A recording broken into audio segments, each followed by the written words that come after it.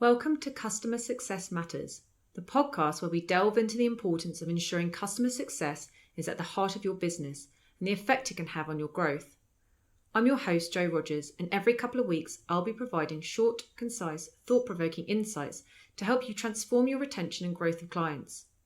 Here at Customer Success Matters, we bring you over 20 years of client management, both from an agency and client perspective, pulling on our own real-life examples, as well as interviewing relevant subject matter experts, all to provide you with the tools and knowledge on how to service your clients at a premium standard, build an exceptional client services team, and ultimately grow your business.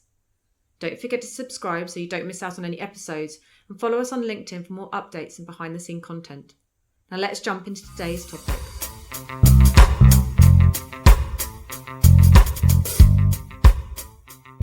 I'm really pleased to have with me today Natasha Gay, an incredible senior account director who has worked with a range of clients, including Kyndryl, VMware, Dell Technologies, and IBM.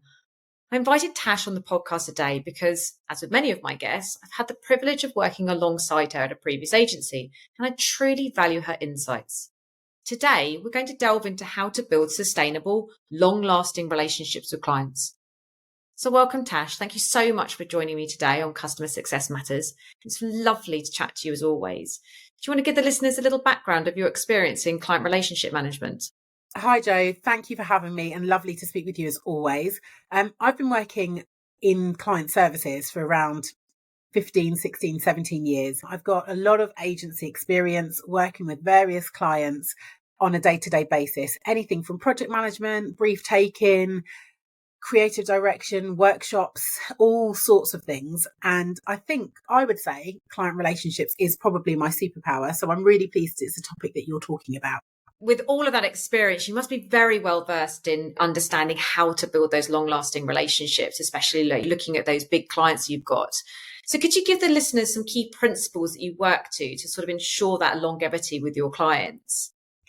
Yeah, absolutely. I think one of the fundamental things that is often missed is trust. I think it's really hard to get people to build trust. So you've got to build that trust over time. You've got to be real and authentically yourself. I think when people show up and they're not themselves, you can't get to know the person. So you can't get to delve into what makes them tick, what they like, what they don't like, in order to be able to build that common ground and that commonality.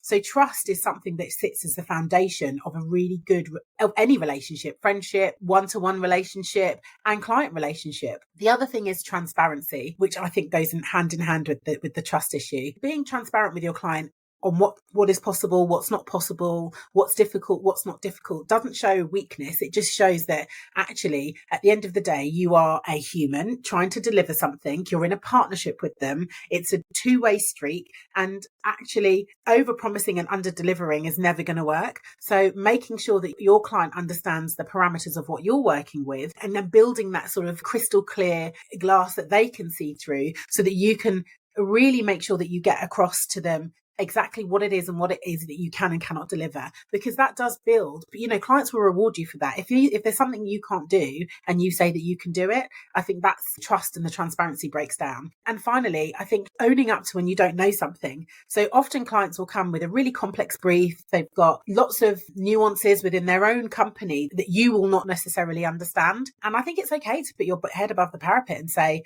actually, could you just explain what that acronym means? Because actually that could be the difference between a copywriter or a creative or a PR person or someone going to market with a message A versus a message B, because you just didn't quite understand what an acronym meant, or what a particular product did. So actually just putting your hand up and saying, I don't quite understand that. And clients love to talk about themselves. So they would be absolutely happy to sit and talk to you, put another session in. They'll be happy that you've taken the time to understand their business. So I think those are the three things that I would say: open, honest, trust, clear guidelines and parameters of what you're working with the client, and being okay to ask questions. Tash, I couldn't agree more. I mean, trust is always the foundation of everything. But I think that last point's really interesting. And I think that there would probably be a lot of client services people, maybe not even just client services people, just anyone that's client facing, that probably has been in situations where the client has said something and they feel silly to actually ask the question of, what does that mean? Or how does that fit with the proposition? Or all of that sort of information that, as you say, could actually change the program that you're working on or make you understand the brief better, but they feel like they shouldn't. And I think that as client services and the role that we have to take, and even in strategy role, you're not going to know everything. It's impossible to know everything about the client's business. And that's where they shine. So having foresight to ask the questions and the relevant questions to be able to get that information shouldn't be seen as a weakness. It's actually a massive positive, as you say. Absolutely. I couldn't agree more. And I think juniors should do it more so that they become more knowledgeable and they can then grow as they go up the food chain to do it right up into seniors. And like I said, clients often like speaking about themselves, about their products, about their services. So taking an interest is something that will only put you in good stead. And if your client is annoyed that you've asked a question, perhaps you're working with the wrong client. That's a fair point. It does go back to something that I always say is that I think a really great quality in a client services person is curiosity. And that's all about asking questions and understanding, because the more you understand, the more you can support and service your clients better. Precisely. So Tash, one of the things that I also think is incredibly difficult is trying to manage the positive client relationships with also balancing the business goals. When have you had pressures to hit, say, revenue numbers or campaign timelines are slipping due to the delays in their size? Like, how do you deal with the pressure that you're getting internally to still manage those client relationships? It's a really good question. I wish there was a blueprint that allows you to be able to say, if I did this and I did that, then all parties would be happy. I think there comes a point when as a business, so if I'm looking at it from the client services person's perspective, yes, you absolutely have a job to do. And that's to deliver your number, to make sure your projects run on time and to report back up to the business. So there's a lot of forecasting and project management that goes on in the background. And that can definitely be a challenge, particularly if you've got clients who are wanting more for their money, so outside of the brief, or if projects are slipping. Knowing and understanding how to forecast is one of the key things. So understanding the trajectory of your project, really tight project timelines and project management is really, really key. For me, how I like to sort of manage things with the business is if I've got a really good project plan and I know the key milestones and I've put a budget attributed to those key milestones, I will only promise the business the money based on how far we've got with the project. So therefore, on a monthly basis, I should be there or thereabouts in terms of what I'm actually delivering to the business. Now, when you're at a time crunch and you've got to try and speed things up or got to make your revenue target and you're part of a team, it's about explaining that, again, the transparency with the client, which says, look, I've got a target to hit. And Mr. Client, we promised that we would finish this. I've put the money towards this. Do you think it's realistic? Because I've got to go back to my bosses and tell them if I'm not going to hit my target. Your client might surprise you, particularly if you've got a really good relationship. They might say, oh, do you know what? Fine, I'll sign this off quicker than I was going to, or I might complete this, or I can throw some more budget your way, or whatever it might be. And there might be times when they say, actually, I can't help you, but at least you're knowledgeable and, you've communicated that and you can communicate that back up the business. So I think that's a really good point, Tash, that you said about going to your client. And I think that's one of the fundamental reasons why having a good relationship with your client is so important. Because when you've got pressures internally, you need to know certain information from your clients. And some of those conversations can feel quite difficult to have, especially when they're about finances. So having that good relationship with your clients, because clients understand that you're an agency and that you have to invoice and hit targets and things like that. So being able to have that honest and open conversation is really beneficial for you to then, as you say, be able to go back and be honest and open back into the agency. And that sort of, it was interesting as you were talking, I was thinking about how you were saying that one of the ways to service your clients effectively is to have transparency, but the same thing applies internally, doesn't it? You Absolutely. Need to have transparency internally. You can't go making up forecasting numbers based on a feeling that you think that you should be saying this because that's what the business wants to hear. It's about being honest and transparent about what you truly believe is realistic with the clients that you've got. Yeah, and I think it's also important to make sure that you're getting the right support from the business to help you meet your targets as well, because it's not usually in an agency, it's not a one-man's responsibility. You're to pull together as a team. So it's about making sure that the rest of the team who are in your delivery, your creatives, your copywriters, etc., understanding that the work that they're doing will help you hit your target and hit your number, which ultimately supports the whole business. So again, communicating that to your internal stakeholders. So internal stakeholder management is also super important on the client services side, particularly if you've got a bit of a challenging client. Absolutely. So talking about challenges, you must have come across quite a few challenges when it comes to client relationship management. How do you overcome difficult clients or a situation that has caused a challenge between you and your client? I think, first of all, understanding where the challenge is coming from. So what is it? Is it a budget challenge? Is it a personality clash? Is it something that's beyond their control? Often when we're dealing in client services with a stakeholder, we forget that they also have some other stakeholders internally that they're having to speak with and answer to. So it's really understanding that map of where they sit in the food chain and who else is affecting them, because sometimes they get on the call and they could be demanding of you, but actually it's because somebody else is demanding of them. So first of all, understanding what that ecosystem looks like, I think is really important. Secondly, where the challenge is coming from. If it's a personality challenge, which we've all had 17 years, not everyone wants to get on with me, I'm sure. The key thing is understanding, well, what makes that person tick? Where are your commonalities so that you can see where can you be aligned on? And actually, what are you not aligned on? And I think also using your team around you. There have been times when I've called a team member and I'm like, listen, I don't know, she just doesn't like me, or he doesn't like me. And I can't seem to break the barrier. And it doesn't matter if I talk about X, Y, or Z, I just can't do it. Bringing somebody else in as the subject matter expert, making them feel like you're recognizing, okay, we've got an issue here and we're trying to bring somebody else in to be solutions led. I think being solutions led is really important. Understanding that you're both pulling in the same direction. You and your client, regardless of what the challenge, want an outcome that is positive. So what does that look like? This is a bit of what I like to call a bit of a social contract between you and your client. They're paying you to do a job. They have to let you do the job, and you're servicing them as a client. So you have to service them, which means you have to make them happy. So that social contract is something that we rarely speak about. Both parties are in agreement with that. So when there is a challenge, whether it's a business challenge, a personal challenge, making sure that ultimately they understand we're trying to find a success for you and for us. That's really interesting, Tash. And I wanted to pick up on that point that you made earlier about personalities. And I think that's a really important point, because the reality is that sometimes personalities just don't mesh. And in an agency, you kind of have to decide whether, quite early on, actually, I think, whether personalities will fit. Sometimes you will get a client come through and there might be a sort of a bit of a personality clash.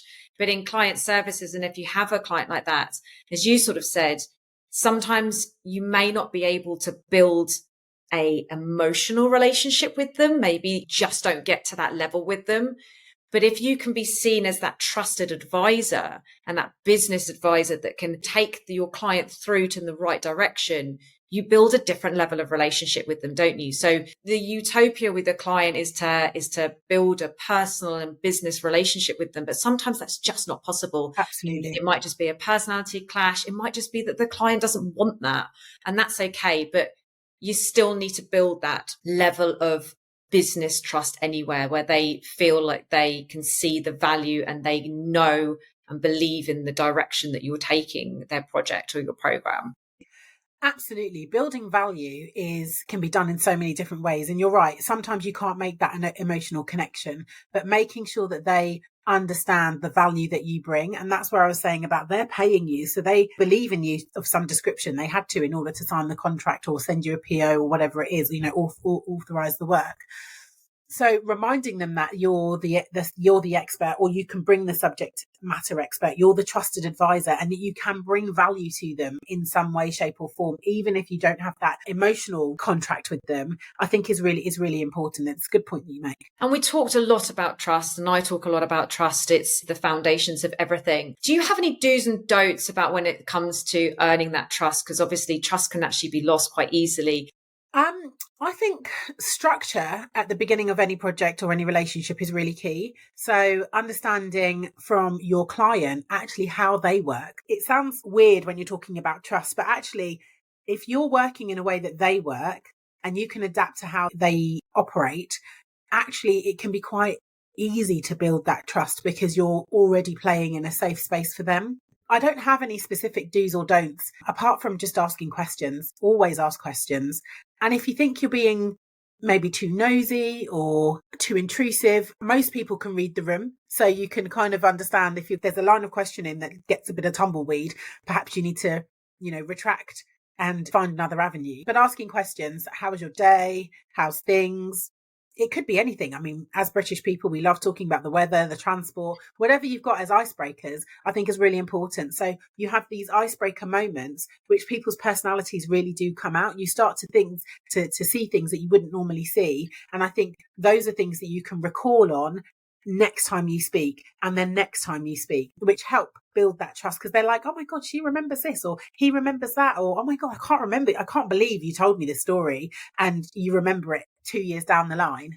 Yeah, it's all part of that relationship management piece, isn't it? It's so important. And I always say that, and I used to be like this. I used to drive people insane, probably internally, questioning everything. But I think that the same sort of thing applies with clients and what we talked about earlier about ask questions to understand. The more you understand, the more you are able to support. The more you're able to support, the more client then feels like that and you understand what's going on in their business, what they're trying to achieve, who they are, what's going on in their personal life, as you mentioned earlier, adapting to them. Maybe their working day is slightly different, so you're adapting to that. Maybe you then ask the questions and you find out what their challenges are and you support them in, reporting back to the business, or you find out that they love the creative process. And so therefore you get them more involved in the creative process. So asking all of those questions gives you so much more insight, doesn't it, into your clients and the way that they want to work.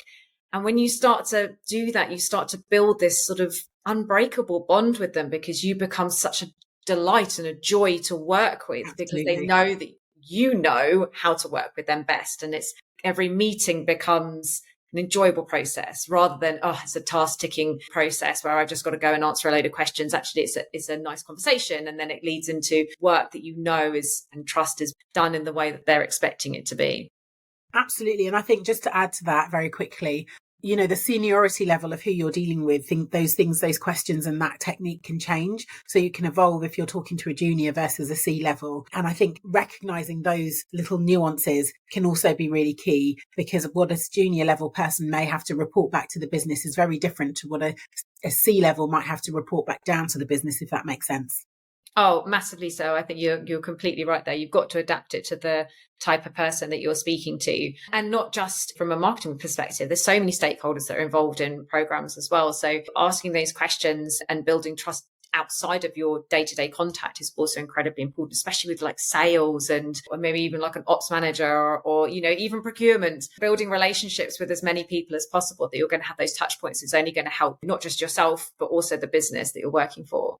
Yeah. And I think just on that as well, in terms of different touch points, making sure that your stakeholder that you're dealing with, or the stakeholders that you're dealing with, know that you're available for them as a resource. So if they need to give a presentation to the board, or they need to give a presentation to a client or a prospect, or they're doing bid support or whatever it might be, letting them know that actually you're here to support them. You can help them tell the story. If you've got a bit of creative that needs selling into the business, there's no better people than the creative people. So offer up your experts to help their experts is really important. It's that added value, isn't it? It's going above and beyond and showing that you are that extension of the team that they can pull on whenever they need it, to be absolutely within the confines of what's realistic, but being able to show that you have that willingness and that you're able to support.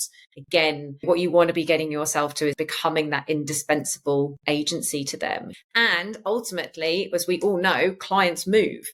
So if a client moves to another company, if you've created that great relationship with them, they want to take you with them. 100%. And that's why you then move into naturally and organically into other companies as well. Yeah, 100%. And I can't tell you the countless number of clients that have moved from place A to place B and take you with them. Because at the end of the day, people like working with people. We all know 100%. This. So if they've built a great relationship, they're going to take you with them. I had another lady on a different podcast, and she's been working with an agency for 16 years. And not only she's moved within that time, and she's taken them with them, but not only that, she's then also introduced them to 25 different companies. So just by building that great relationship with her, they have opened up so many more opportunities for their agency all organically with Yeah. no extra effort whatsoever. So Tash, for someone that wants to come into the role of client servicing, what advice would you give to them? See, this is a strange one because for me, I think anybody could do this job if they have a passion for it, a passion for people, a passion for service, a passion to get things done, stick with things through the rough. I think you've got to have a good amount of patience. Being able to see things from a different perspective, I think, is really important. So trying to put yourself in the client's shoes. So like we said, what does the client have to deal with? Who are their internal stakeholders? What's that ecosystem look like? What are they trying to achieve? How will this affect their promotion or their job role or where they sit in the company or whatever it might be? I think it's really important to ask those kinds of questions. Service is key because you always want to be able to do a good job, and actually you care about the job that you're doing. You never want to kind of put something shoddy or mediocre in front of your client because that doesn't make you feel good. So you kind of got to have that caring bone. And I think ultimately good organization skills. If you've got multiple clients and you've got lots of things that you're juggling, being organized, having a good eye for sort of project management and multitasking is really key. And also not being afraid to put your hand up and say you need help. Because as a client services person, sometimes we can get really overwhelmed with the volume of work that we're doing, with all the different tasks, the internal tasks like your forecasting and your studio booking and your briefing, which are your internal tasks versus your external tasks, speaking with the client, taking a brief, delivering work, whatever it might be. So I think when that does happen and you do get overwhelmed, just being able to say, actually, can somebody give me some help here? Because otherwise, if you're too prideful, you're going to crumble because at some point it's going to come on top of you. So I think the key things would be good organisation skills, really good project management skills, good people skills in terms of understanding where people are coming from and being able to interpret what people are saying. Because often clients will say they want one thing when really what they want is they want the output of something different. And finally, know when enough is enough. And I think, the challenge that you have in client services is that you've got so many hats to wear as well, yes. Don't you? You're a financial controller, you're sales, you're project manager, you're a strategic advisor, you're a marketeer. It can be quite overwhelming, and making sure that you're incredibly organized and being able to switch from one client to a different project. There's so much going on at different times. You kind of need to be the kind of person that likes fast-paced, action-based, want to see the insights, want to delve into data. It's a challenging but incredibly rewarding role, isn't it? It is. And just as you're saying those things, I'm thinking also some of the things about there's things about flexibility, agility, got to be able to kind of pivot on the fly. A client will throw you a bit of a curveball and you've got to have those go-go gadget arms that catches that curveball and reins it back in. So on top of all of those things, you're absolutely right. And the key internal stakeholders, the internal side, like you said, the budgeting, the forecasting, the project management, those are all things. But if you're going into this, a lot of this will be taught to you, and lots of different agencies do it slightly differently. They have different tools, they have different techniques, and technology has moved on massively to help ease up some of these things. I mean, I don't know about you, Joe, but when we were putting project plans together back in the day, every time something moved, we'd have to go move every little Excel spreadsheet, which would drive me to distraction and take so long. The younger generation, they can take advantage of some of these technology advances, which do really help in client services and client delivery. But yeah, I think a lot of these things, I wouldn't want someone to be daunted about all those different hats that you get to wear, because a lot of it is taught to you through your agency, especially if you're a junior, you're coming up. I think having somebody who's a good leader, somebody who understands you, who can get the trials and tribulations. And one of the key things I think as senior members of the team is we forget what it's like to be new. I always say this to people: you forget what it's like to be that shiny new penny that's coming through as a client services exec, an account exec or a junior project manager or something like that. And this is going to be their first or second agency experience with all these different tools that they've got to use. There's all these different rules that you've got to follow of when you can talk to who and how and all of this kind of stuff. And then on top of that, the client, which can be daunting. So as a leader, it's really important to kind of remember what those first sort of 3 months feel like to somebody who's brand new, and remembering what it was like for you when you started as a newbie. And actually you think, because I can drive a car, you can drive a plane. They both have wheels. They both go forward. What's happening here? Do you know what I mean? And I use that analogy a lot because that's honestly how I felt when I first got my first marketing role. With people coming through now into the career of client servicing, kind of going back to what I talked about before about curiosity and asking questions, that's what I would do. And that's what I would say to them, like, immerse yourself in everything. When you go to these meetings, listen to the way that everyone's talking, find your mentors, align yourself to certain people to learn, because as you say, you're probably going to come in and not have a clue how to do any of the things that I just mentioned there. You know, you're coming in completely green. You might have a marketing degree, for example, or you might just completely come in with nothing, which is absolutely fine. And all of those things, as you say, can be learned.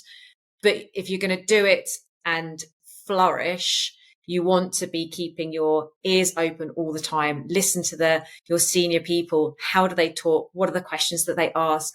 How do they interact with clients? Because that's how you're going to absorb all that information. And it's also incredibly important for agencies to allow that to happen as well. Yes. Don't hide away your juniors. Don't hide away even your account managers and your account directors from having those senior conversations as well. You know, the only way that you are going to create the next level of senior people is by allowing them to see how those conversations are had and to understand how to ask the relevant questions, etc.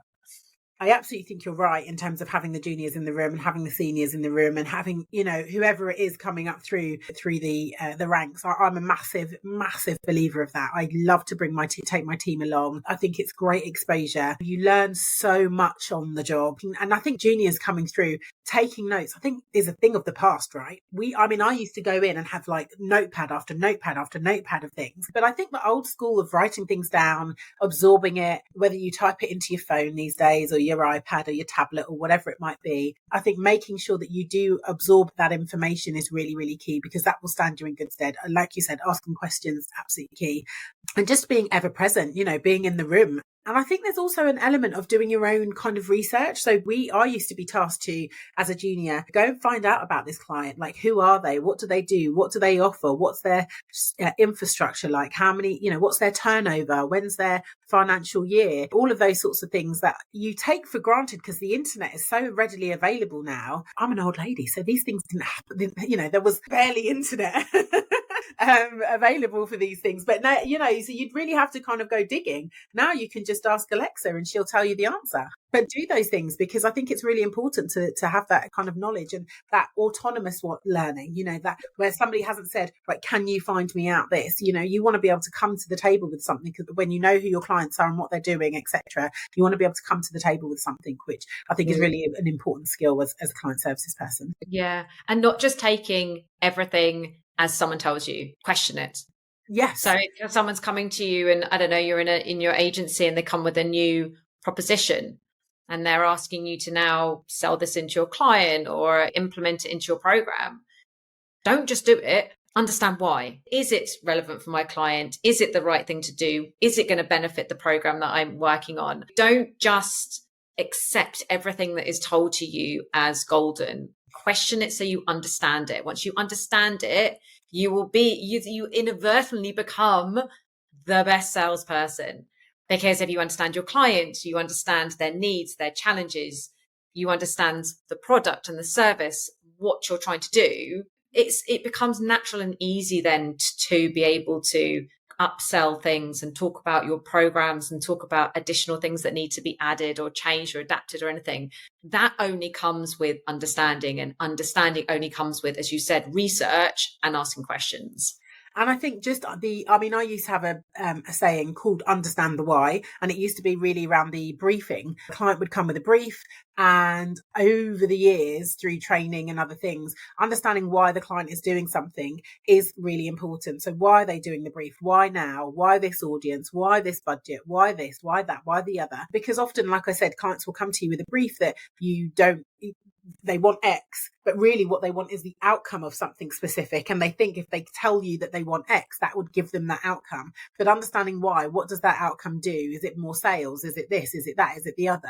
Can help you then retract back and do a better brief, a better version of what it is that they're trying to do. So yeah, I always used to have this thing, particularly with my juniors, which would be understand the why. And we'd do a session and they'd be like, oh, here she goes again. Understand the why, right? Quick. But it is really important, particularly whether like I said, whether it's in briefing, whether it's with your clients, whether it's internally, because even things like forecasting, it took me a while to understand why it was so important, because nobody had sat with me to tell me and I didn't really ask the question. So I think, just from that perspective, understanding why it's important to do the things that you do. It's only been since I've gone through the ranks and I'm like, that makes total sense. Yeah, we totally need to forecast, or we totally need to project plan, or we totally need to understand, where the studio is, what's happening in the studio, which as a junior, as an account exec, I just felt like it was annoying to do and didn't really get it. So definitely understanding why is so important. And it's something that I put into my team in every project that we do. Totally. Super, super important. It's a really important point there, Tash. Thank you. Look, it's been really, really lovely catching up, Tash, and talking about everything to do with client relationship management. And we kind of went off a little bit, but I think it's great. I think it's so nice to just sit here and, talk about all the things that we've experienced. And hopefully for those that are listening, they can really take some really key takeaways from this and be able to implement them back into their agency, or just a bit of food for thought about the way that they approach things with their clients. So thank you so much for coming onto my podcast and sharing your experience. Absolute pleasure. Thank you for having me.